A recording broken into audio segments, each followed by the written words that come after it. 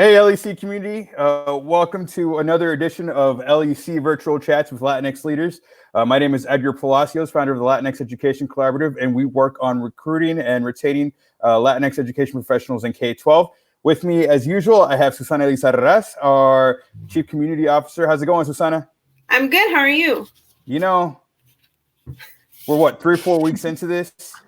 Yeah. It's starting to wear on me just a little bit, but we'll talk about that in a little bit. Today, we are excited to have the one, the only, Katie Boody Adorno with LEANLAB Education. How are you doing, Katie?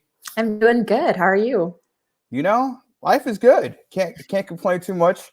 I'm really interested in everything that you're doing with LEANLAB right now. I know that you've taken a huge step and a huge, I would say, you've done a lot of good work in the last couple of weeks. And so we want to talk about that. I may be freezing a little bit. Can you still hear me? I can still hear you. And I'm just not noticing that shirt. Oh yeah, you know, it's we're LEANLAB flag out today, you know, representing. Friends, if you are on Facebook Live, go ahead and comment for us and say that you're here. Let us know that you're paying attention, that you're with us. We'll relay all comments out to Katie and whatnot. But Katie, let's start by learning a little bit about you. Tell us how you began. Oh, woof. How I began LEANLAB? Well, how in general? Were you an educator? Were you a teacher? Yeah. So I feel like I always have to start this story prefacing that I grew up in Kansas City.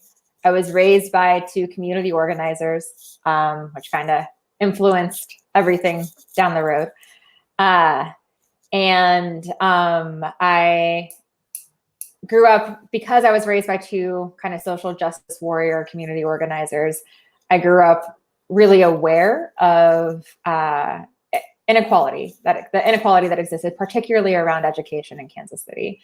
So that was, my parents made us very aware that the reason that they lived where they lived, which was a suburb on the Kansas side, just like literally a stone's throw away from state line, was because they scrapped together all the resources they could to get to a neighborhood with a high quality school district, and that we were in a privileged position. And that always, I was always made aware of that. So anyway, that was kind of the underlying ethos in which I grew up. But I was able to go to a really, high quality school district. I graduated from Shawnee Mission East, and then left for college. I decided to leave the Kansas City area and go out of state for college. And when I graduated, Teach for America had the first region open back in Kansas City. So I actually was able to join that and teach middle school math. So I came back to my home state. I ended up in a school that was around the corner from where my grandfather grew up, which was kind of a trip, and ended up teaching middle school math for 5 years, getting my leadership degree in education before founding LEANLAB. It's kind of a quick background. So we have another math teacher with us. So this is a conversation that I'm woefully inept for and unprepared for. What was teaching math like? Well, yeah, to preface this, I did not go to college to be a math teacher, right? I went to college to study critical theory, philosophy, and dance. So I had not taken a math class since I was 16. And so when I got that letter that was like, yay, move back to Kansas City, you're going to be in Teach for America. I was like, awesome. And then it was like, I think I willfully ignored the part that was like, and you're going to be teaching middle school math. Like, I know, if I'm really being honest with myself, that it was in that letter, but I think I kind of just glossed over it. It was the winter of 2007 and we were mid-recession. I was like, I got a job. I got to go home. And then when I got there, I was like, oh shit, I got to learn how to teach math. So that was a whole other thing. So I mean, luckily middle school math isn't like calculus, but teaching math is a whole different thing than knowing. I mean, I knew how to do middle school math, but I totally underestimated the higher level thinking, the pedagogy, the approaches, the methodology, how all these mathematical concepts have to string together to be a really effective teacher, right out of the gate. So yeah, turns out content knowledge is a thing. I'm just putting that out there. Well, yeah, and then throw in the fact that math concepts are taught. I mean, I don't know if in your experience, but in my experience, are taught so much differently than when we were growing up. And so I find myself actually having to study like the new strategies and the new ways of teaching the math. Like you said, it's not just, okay, well, what is blah, blah, blah. It's like, okay, how do I teach this new strategy, you know? Right. Yeah. So Yeah. the other thing that I didn't notice or didn't know or maybe failed to remember about your background is that you went into dance. Yeah. Yeah. What kind of dance did you study? So I assume it's classical dance, ballet. A mix. I grew up studying primarily ballet. I did like a well-rounded, like any girl that was in, I shouldn't be gendered, but happens to be a female-dominated field. I grew up in tap, jazz, ballet. When I got to be in middle school, I got really, really serious about ballet. And then when I went to college, I went to a college where the dance department was predominantly modern. So I kind of switched over to modern, which is I knew I wasn't good enough to be a career ballerina. So I still took class, but yeah, modern was the focus then. I think we're grateful today that you didn't end up doing ballet. You're doing some phenomenal work in the community. And so what are you doing now? What am I doing now? Well, I lead an organization called LEANLAB Education, and which produces fine t-shirts. You can get some merch on apparel provider. No, and in seriousness, I founded LEANLAB 6 years ago.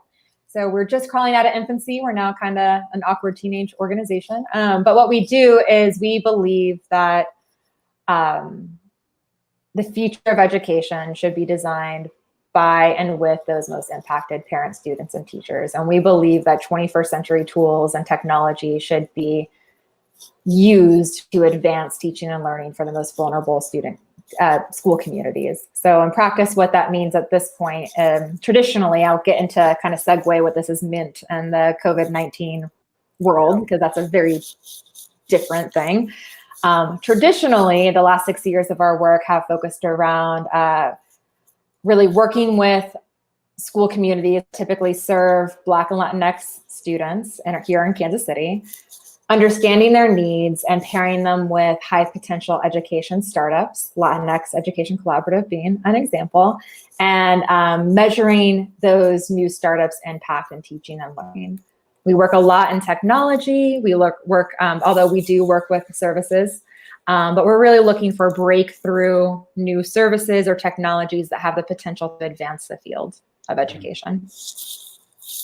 Appreciate you sharing. Just a quick community shout out to Katina Taylor. She says, "Hey, loves, thanks for watching, Katina. Love to hear your commentary." And so, what I've seen in the past couple of weeks, you've been really addressing digital divide issues here in our community. Can you talk a little bit more about your efforts and what kind of led to that and what inspired that? Yeah.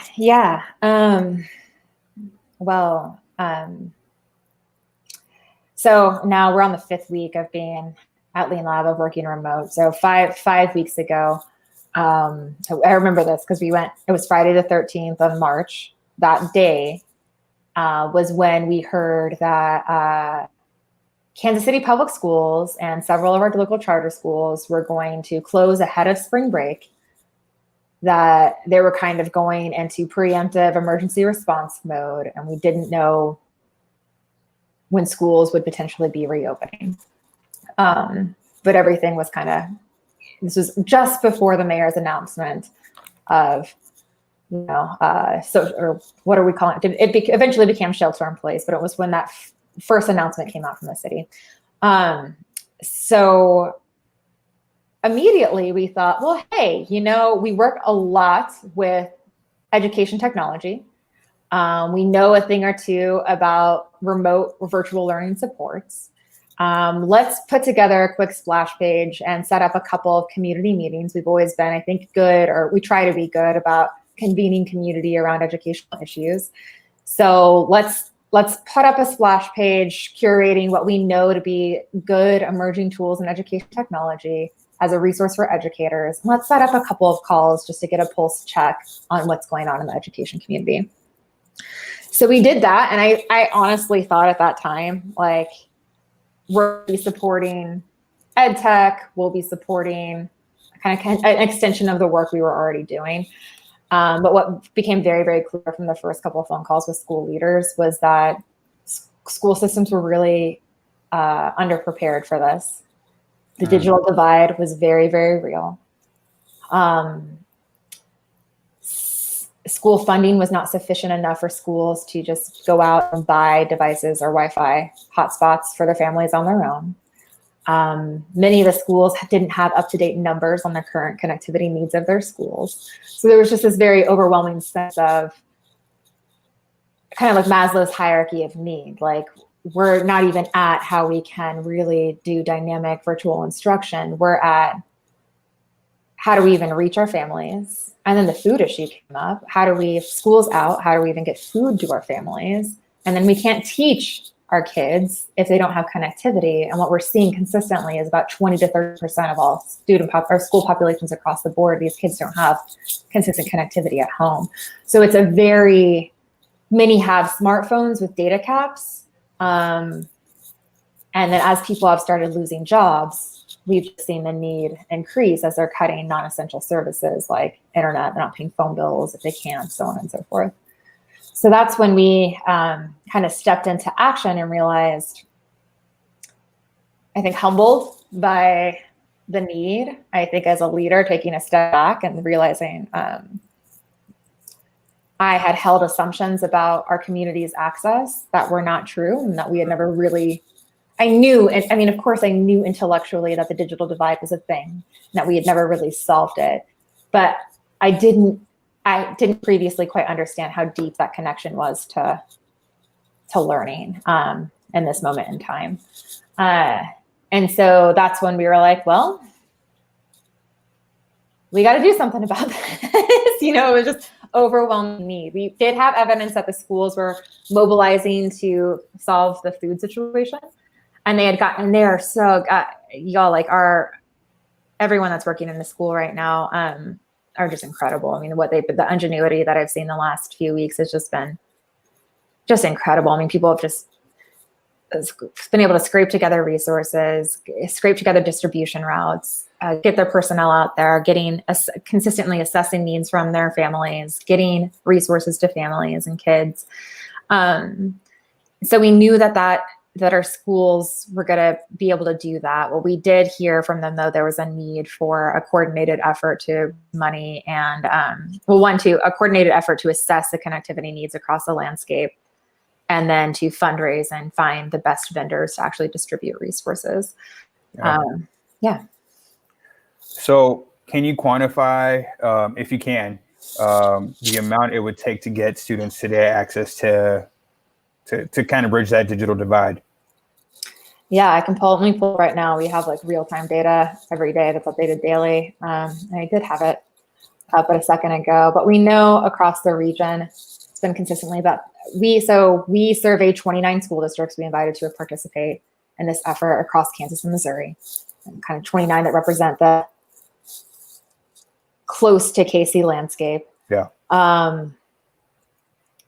We know at this point, roughly there's a need across, of those, let me back up a step. Of those 29, 22 agreed to participate in our needs assessment. So what we equipped them with was a bilingual survey tool to assess their community's connectivity needs and any other needs they might have. We supported them to have a bilingual community organizing team that supported them through implementing that progress, and we were able to get the total. So as of today, the total need, to answer your question, of those 22 participating school districts, that represents about 59,000 students. There's 12,883 families that do not have connectivity, which is 19% right now, and 2,427 students that need devices. So, I think that the stats are, And that's been consistent. We've had data trending between 11,000 and 15,000 has been their need for connectivity over the last month. It's, you know, it's significant. I mean, that's what essentially one fifth of all families within the 22 school districts that have participated don't have access to bridge that gap. And as we see districts and LEAs and charter schools and come in and try to continue to provide some sort of like a continuous learning plan or, you know, virtual instruction, we're missing at least a fifth out of the families that we could potentially support through this. So what does that mean long term? What do you think? What does this do to the inequity in the system right now compared to what it is in the future? Well, I think 1 in 5 as an aggregate is alarming enough. I mean, that literally means 1 in 5 students right now have not been in school for a month. That's what that means, right? Yeah. On the aggregate. And I mean, schools have been trying to send them home packets, but we know that it's already a question around how effective virtual learning, distance learning is in general, let alone having no access to it whatsoever. So that's something. I think another thing to note is the variation in need here. These 22 school districts represent almost all of our charter schools in Kansas City, Fort Osage School District, Independent School District, Kansas City, Kansas School District, Clinton County, and Belton. That's who participated. And for those that are regional, so some are urban core charter schools, a couple other urban core districts, and then some that are more on the fringe, small rural. What we're seeing is that, so there's variation in need across charters as well as types of schools, rural or traditional public education. But what's interesting is some school systems have been able to control their need, and it's only about 5 to 15% of their population, and they're able to find those resources pretty quickly and distribute them. And then some are very, very high need. We're seeing like 35 to but 50% of some school populations that just do not have connectivity at all. So you know what that means is that, and this shouldn't be a shock, is that like we have great inequality in our city. There are some pockets, some school communities that have more vulnerable families than others. And yeah. Just a quick couple of comments from our community that are engaged right now. So Katina says, why do we have to be in crisis to see this inequity? And that's a very good, I think we have some answers to that question here. You said ingenuity. Sorry? She said ingenuity. Oh, my apologies. All right. And then also she's bringing up the voices of students that have hearing and vision impairments and various learning styles differently. And so ultimately the question is technology the answer? And, you know, what does that say? Are there different ways of delivering instruction that may not need technology? What does that mean for our students if they don't have access to that? Like, how do we continue supporting them throughout this time? Mm-hmm. Yeah, I think all great questions. Thank you, Katina. Gosh, what was the first one? How do we want to go through these? Is it possible to see the list? Yeah. Okay, there we go. Perfect. Thank you. Why do we have to be in crisis to see this ingenuity? I don't think we need to. I think there is appreciation for this ingenuity. I think it gets heightened to the forefront when unfortunately in this situation, all we had was to rely on was like the ingenuity of our teachers and school leaders that were figuring this out when everything else is removed from you. I think we took for granted this assumption that kids go to school every day. That's their Monday through Friday. When that's taken away, you know, I think that's, you know, it was just our teachers, our frontline workers, and the healthcare system as well. I think we just had to see a new level of ingenuity. But I do believe that, teachers, educators are incredibly industrious. They always have been. That's why LEANLAB started with working with teacher innovators. And originally, I think that's always been close to my heart. But I think, unfortunately, yes, it took a crisis for it to hit the mainstream and for that to be really out there.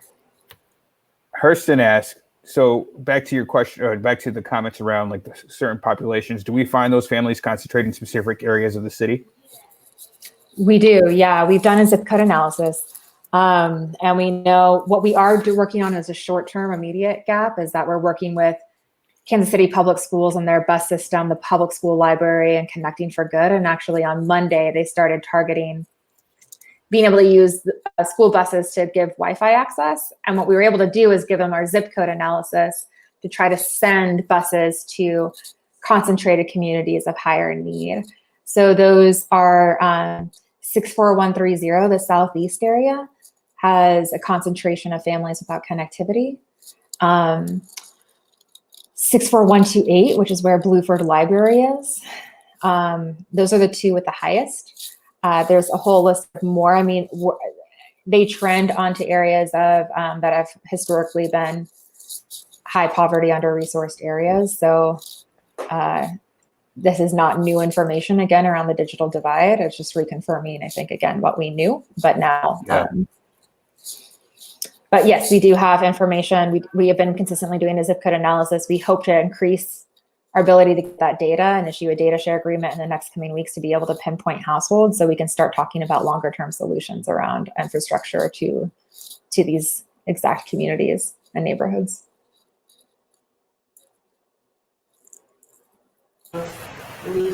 And these are communities that obviously have been historically disenfranchised as well, through our own policies, our own communities' policies, and our history of city leaders who have done this in over decades of work. So we're also seeing the fruition of some of this and that being elevated right now in those voices. So appreciate you sharing that. 64130, 64128. Those are zip codes that come up a lot in other different areas. And so a lot of intersectionality points there. Hurston made a comment around, it would be cool if we could facilitate the availability via mobile units that could make signal in most impacted areas. Sounds like we're doing that with some school buses. I saw an article earlier today around that as well. School buses doing the work. From what are some of the positive things that you've seen coming from this from this work? I mean, I think yes, these are historic and injustices that have existed for a long time. The digital divide is nothing new. I think what's been encouraging is the acknowledgement of that by some of our philanthropic leaders, by some of our community leaders, and the willingness to act, quite frankly, faster than I've ever seen people act before, which has been inspiring. It's been good. I think hindsight's 2020. We always wish we could get this kind of why couldn't this happened earlier, more proactively? But we are where we are, and I do think people are responding.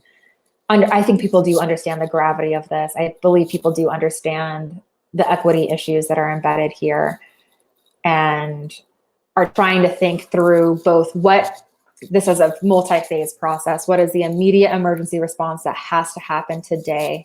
And then how do we lay the long-term infrastructure to actually create systemic change? I've been encouraged and heartened that is on top of our school system leaders' minds, teacher minds, school boards' minds, philanthropic people funders' minds, and the civic community's minds as well. Is how do we take this as an opportunity to create systemic long-term change?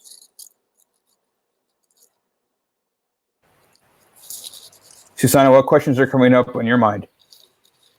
I actually wanted to bring up one of Katina's questions. Hi, Katina. There's a question about what about students with hearing and vision impairments? Mm-hmm.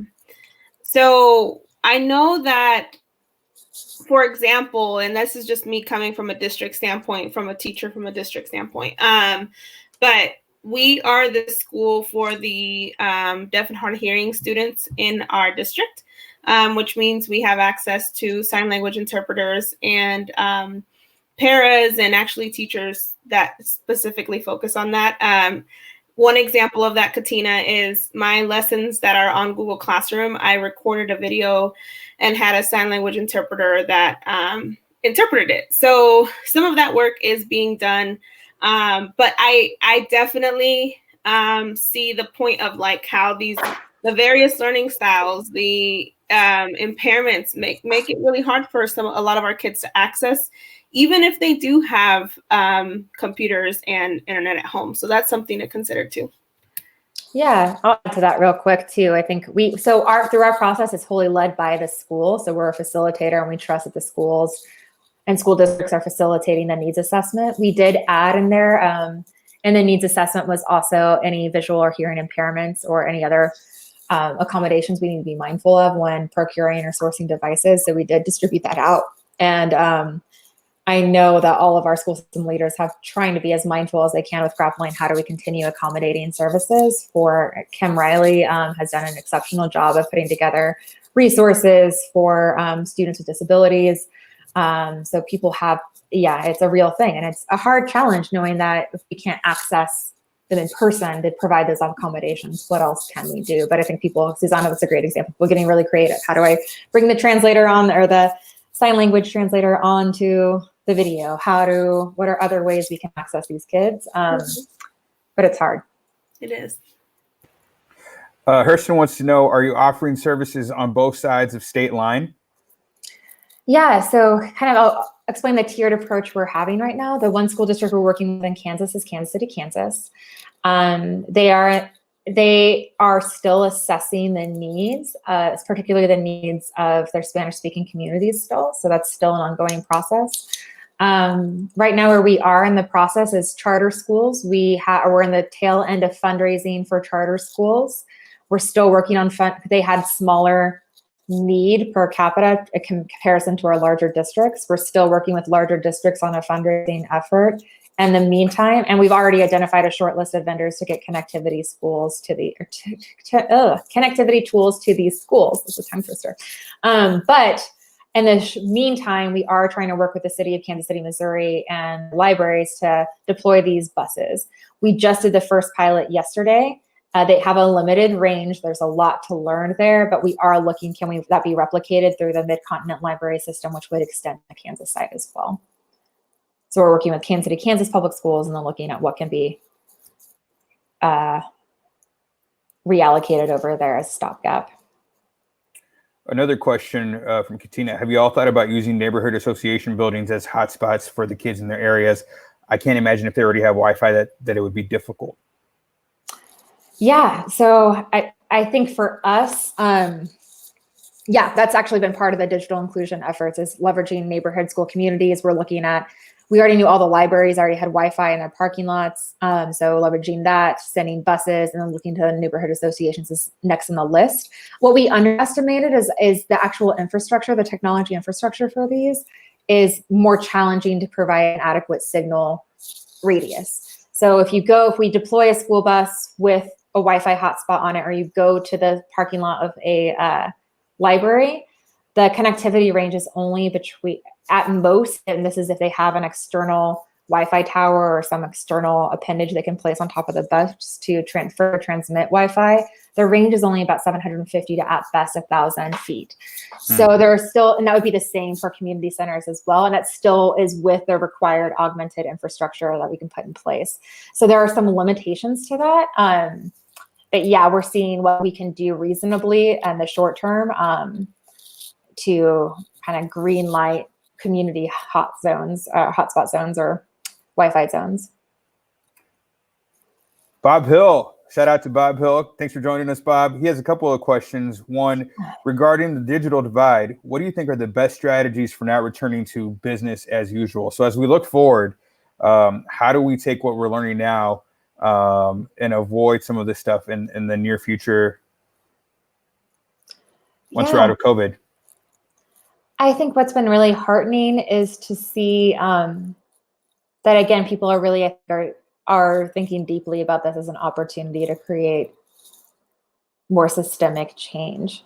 So the best strategies for not going to business as usual. What we've seen is that almost all of our schools that we're working with are talking at the cabinet and level about what does a long-term connectivity plan look like for our families? And not just connectivity, but meeting all basic needs for our families. How does that shift our budget priorities? How does that shift our strategic priorities? How do we fundamentally make sure as priority number one that our families have the resources that they need? And we're seeing that happen again at a systemic level, with a level of, I think, of gravity and speed that I haven't seen before, of saying we really have to make sure that our families are in home environments that are connected, that are okay, that have the resources they need. So that's been great. I think we have to keep the conversation going. I think it would be a loss if we went back to work business as usual without some large conversations and motion around what is the long-term infrastructure strategy here? What is the long-term change at a policy level, for individual school districts, but also at the state, at the federal government level? How should philanthropists be reprioritizing their giving? I mean, there are a lot of opportunities to make sure that we are really, in some ways, course correcting where we didn't act previously, to make sure that we're not in these situations again, that the disparity never gets this great again. You mentioned philanthropy. So as you start, I guess, navigating and relaying these messages to funders and in our community, what's kind of been their response overall? What do you think? How have you navigated that environment as not just a leader of a nonprofit organization that also has to survive and has to sustain throughout this time, but also saying we are documenting this need, we're trying to help get resources to folks? What are those conversations like from your perspective? As I think many people have seen, a lot of funders have stood up emergency response funds, and they stood those up pretty quickly. The Greater Kansas City Community Foundation, the Kauffman Foundation, School Smart Kansas City, these are all traditional education funders, did respond quickly with COVID-19 responses. I think, and in our conversations with them, we have been able to get funding resources secure some resources for charter schools in the short term. We're now working on the rest of the districts around the Greater Kansas City area. But what we're hearing, I think, again, which is encouraging, is from the funder community, they want this to be a sustainable push. They want this to be they want their investments to be catalyst for a long-term change. That's a consistent theme, and I think it's right. Initially, what that meant was there were some delays in figuring out exactly how that needs to look, and we still don't know, to be quite frank. But I think everyone is on board with the fact of, I want to give to solve this immediate need, and I also want to give as a catalyst again to create a more sustainable infrastructure for the future. Kudos to you for navigating this on behalf of our communities. It's been inspiring to see you do the work that you're doing. I remember when I first found out about some of the efforts that you were doing, I was like, that is taking out a lot. But truly it's been led and motivated by the fact that our students don't have access to certain things.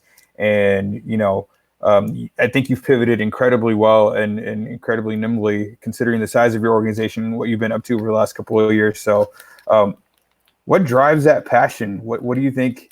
And I know you have some parents that are familiar with community organizing and whatnot. What do you think drives this commitment to equity and seeing that all students have equitable resources presented to them? That's a deep question. I think for me, has always been, I just really don't like when things aren't fair. And I think growing up a Latina from a community that's not from, being very close to that side of my family, that most of them still live on the island, having that perspective of what it means to, particularly part of my story, Edgar knows, is my family suffered greatly during Hurricane Maria. So I think I've always had this drive around equity, and that always been an underlying passion of mine. I think more recently it's turned into productive rage In the sense of like seeing how in 2020, 2016, 2017, 2018, there's such insane levels of inequity that persist at a time when we are, quite frankly, there's no reason for it to be, when we have more affluence than we've ever seen in our society, when we've experienced more technological advancements and connectivity than we've ever seen in our society. Why is this disparity growing? And seeing that impact my family personally, and also the work that I do every day, I think there's just that anger and that passion, but also knowing that we do live in 2020, there are so many resources. It then becomes a question that I think is more hopeful of how do we redistribute those then? It's a fundamental question of, we have what we need, how do we redistribute it? So that our kids have a better future, you know? That's what drives me. It's a good moment to hold silence. So let me talk to you about Puerto Rico. So obviously Hurricane Maria did some major damage to the island. I know that you've traveled back and forth there since then and been able to be with family, but also have seen the inequities that Puerto Ricans face as American citizens in this country. How is COVID-19 affecting them? I don't know if they had a chance to recover from Hurricane Maria for sure. And then you add all these additional obstacles, to say the least of the word. What is Puerto Rico like right now? I mean, if you want to talk about resilience or a resilient community, go talk to Puerto Rican families. I mean, what they've lived through the last 3 years is just incredible. Right now, I mean, what I know is that what's interesting about Puerto Rico's response is that their leadership went into the COVID-19 crisis on the heels of, quite frankly, a botched federal response to Hurricane Maria. And then right after a batch of earthquakes, which kind of like reignited, happened over Christmas break through King's Day, reignited this, the trauma of having traumatic events happen on an island without access to adequate resources. So because of that, the Puerto Rican government knew they could no longer rely on the federal government for support, but they would have to come up with a strategy that would be reliant on their own people. So because of that, they were actually fairly more proactive than they had a more proactive and unified response than what we've experienced, I think, here, which has been interesting to see. Because I think that's the name of the game with the COVID, responses that we're seeing across the board. It's all about being proactive and consistent. If you proactively communicate, stay home, you can flatten that curve. So so far they've been okay. They've been able to do that. I think everyone knew they had to be really proactive because of what happened in Puerto Rico was what looked anywhere near to what has been happening in Italy or New York. There's just no infrastructure to support. There's no ventilators to ship in. There's nothing, so, and they've already been on the heels of an economic crisis for several years. So I think what's interesting is that that knowledge allowed them to be more proactive. So if I can mention something, Hurston also mentioned it in one of his comments. Sadly, our society as a whole is centered around reactivity, not proactivity. That theme has kind of come up a couple times in our talk. What do you think here locally, listening to you talk about Puerto Rico, what do you think could be done better for us to, I want to know as a teacher, as the middleman between districts and our families and our students and our kids, what do you think right now, today, tomorrow, we can do to be more proactive in ensuring that our kids have what they need? Yeah, I mean, I think it starts with fundamental equity issues. It shouldn't take a crisis, but unfortunately it did. But how do we not go back to business as usual, to Bob's point? I mean, I've been thinking a lot about this, and I think this is going to inform our next stage of work as an organization. But individually, how do we all be relentless about citing the current inequities that have been persistent and managing up and saying, really, how is this going to be addressed? And that happens fundamentally in so many different ways, in school funding and access to teacher pipelines that are culturally responsive, and professional development from the teacher level, Susanna, so that you're as well equipped as you need to be. I'm thinking a lot about how do we ensure that our families have the resources they need moving forward. It's beyond connectivity, it's social emotional needs, it's basic economic needs. I mean, we have to be really relentless about what is the list that's been ignored for decades?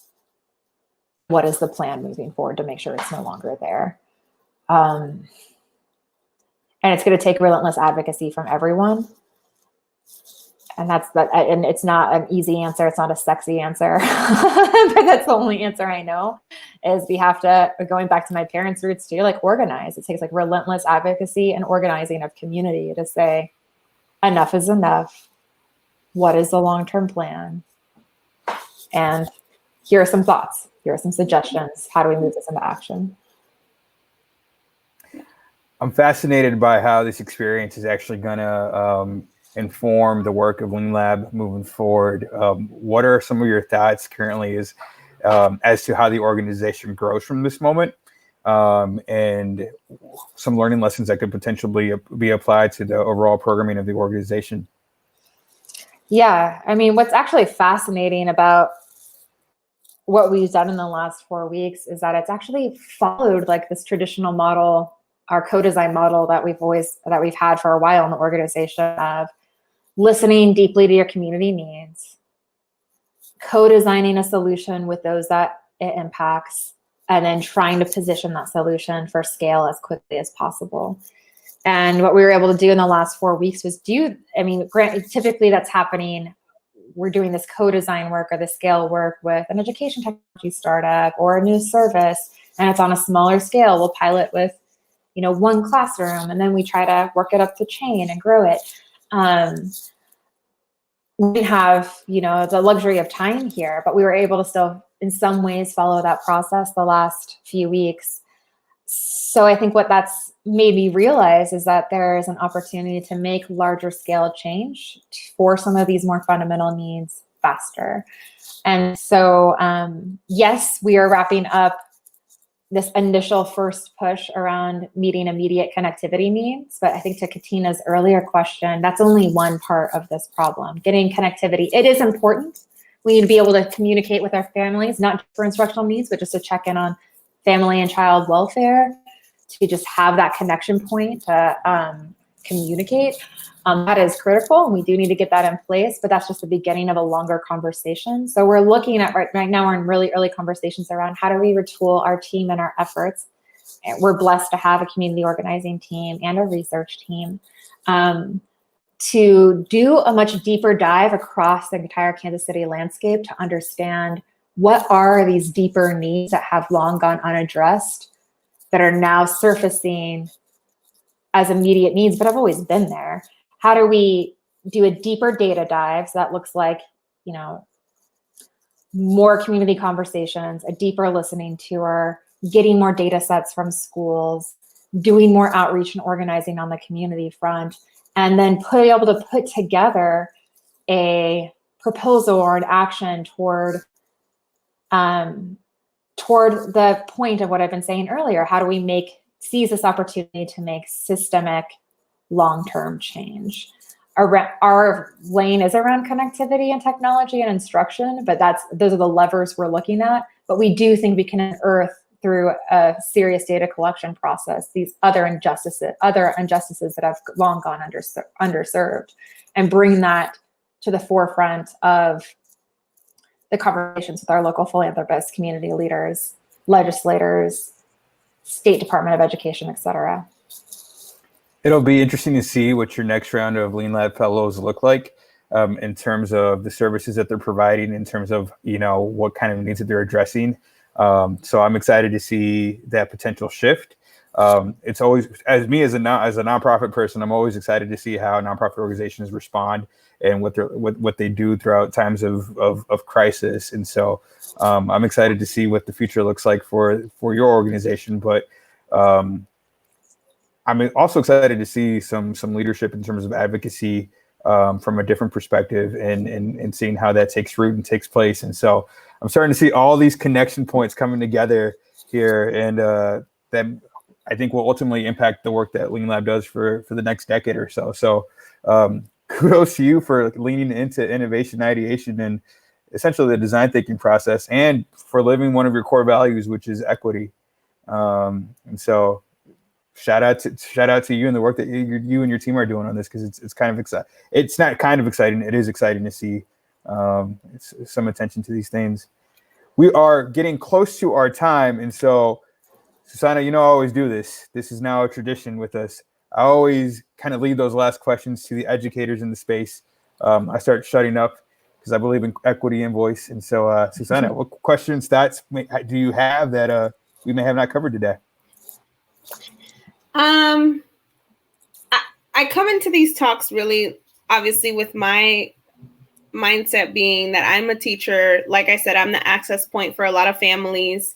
I'm the middleman between the district, between the policies, and the families. And so I would encourage anyone and everyone listening to really support educators in being the middle people, because some of us aren't comfortable with being middle people between not necessarily the districts, but I feel like in this time I'm having to understand policy more than is taught to us, right? In college, you don't necessarily have like, okay, here are the policies that are going to negatively impact the kids who you are impacting. You get into that work as you see the inequities when you're teaching. And so it's been interesting trying to keep families calm and trying to keep kids calm when the policies and the structures really are holding us back from being there 100%, like you've said several times, Katie.